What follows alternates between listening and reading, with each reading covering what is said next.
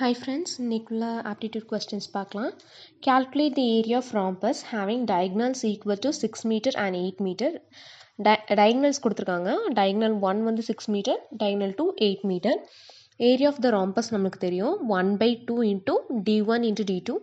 அப்போ எல்லாத்தையும் multiply பண்ண போதும் 1 by 2 into 6 into 8. நம்மளுக்கு solve பண்ணா 24 வரும். அப்போ 24 meter square. From the three vertices of an equilateral triangle of side 12 cm, Nishant cuts sectors of 5 cm radius each and forms the following shape.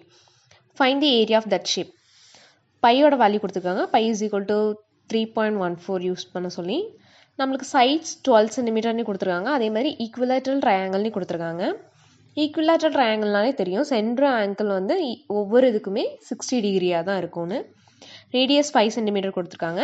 Area of the shape ஃபார்ம்டுனா 3 into theta by 360 degree into pi r square. நம்மளுக்கு theta 60 degree தெரியும், 360 degree அதில் இருக்க. பையோட value 3.14, radius R வந்து 5 கொடுத்துருக்காங்க. எல்லாத்தையும் substitute பண்ணால் வேல்யூ என்ன வரும்னா 39.25 சென்டிமீட்டர் ஸ்கொயர். தேங்க்யூ.